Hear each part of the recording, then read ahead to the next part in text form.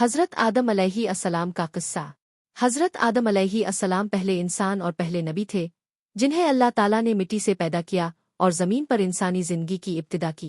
उनकी कहानी कुरान मजीद में मुख्तलिफ मकामात पर बयान की गई है, जो ईमान, आज़माइश, तौबा और अल्लाह की रहमत की अलामत है। 1. हज़रत इदम की तख्लीक। अल्लाह ताला ने फ़रिश्तों को बताया कि वो ज़मीन पर एक खलीफा पैदा करने वाला है।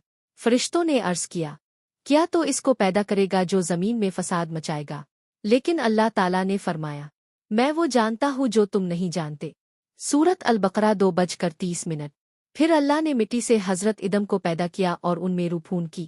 अल्लाह ताला ने उन्हें इल्म के ख़ज़ाने अता किए और हर चीज़ के नाम सिखाए, जिससे उनकी बदतरी साबित हुई। 2. फ़रिश्तों का सजदा और इब्लीस की नाफरमानी। अल्लाह ताला ने हुक्म दिया कि तमाम फ़रिश्ते हज़रत इदम को सजदा करें। तमाम फ़रिश्तों ने सजदा किया, लेकिन इब्लीस शैतान ने इनकार कर दिया। इब्लीस ने तकब्बुर किया और कहा, मैं आग से बना हूँ और ये मिट्टी से, मैं इससे बेहतर हूँ। अल्लाह ताला ने इब्लीस को रांदा दरगाह, मलून कर दिया और जन्नत से निकाल दिया। मगर इब्लीस ने चैलेंज किया कि वो इंसानों को बाकाएगा और उनको रान रास्त से हटाने की कोशिश करेगा। 3. हज़रत इदम और अम्मा हव्वा जन्नत में। अल्लाह ताला ने हज़रत इदम को जन्नत में जगह दी और उनकी बीवी हज़रत हव्वा को भी पैदा किया ताकि वो एक दूसरे का सहारा बने।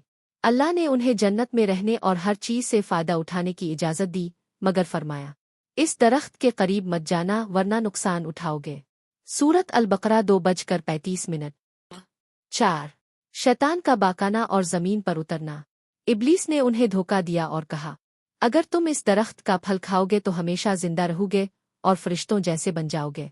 हज़रत इदम और हज़रत हवा शैतान के धोखे में आ गए और दरख्त का फल खा लिया। इसी लम्हे उनके कपड़े उतर गए और उन्हें अपनी गलती का एहसास हुआ। अल्लाह ताला ने फरमाया, क्या मैंने तुम्हें मना नहीं किया था?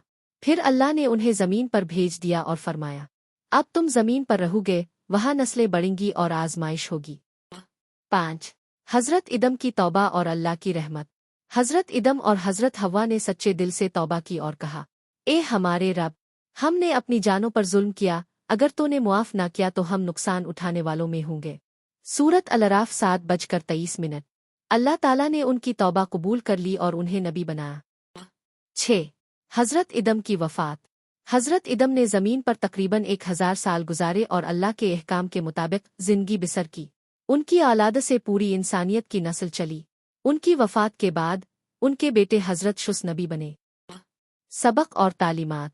1. तकब्बुर तबाही का सबब बनता है, जैसे इब्लीस ने तकब्बुर किया और मलून हुआ। 2. इंसान गलती कर सकता है, मगर अल्लाह की रहमत से मायूस नहीं होना चाहिए। 3. शैतान हमेशा बहकाने की कोशिश करता है, इसलिए अल्लाह की पनाह मांगनी चाहिए। 4. सच्ची तौबा इंसान को अल्लाह के करीब कर देती है। ये किस्सा हमें ईमान, सब्र, आज़माइश और अल्लाह की रहमत का पैगाम देता है, जो आज भी हमारे लिए मशअल राह है। अल्लाह हमें शैतान के वसवसों से बचाए और हमें हज़रत इदम की तरह सच्ची तौबा करने की तौफीक दे। आमीन।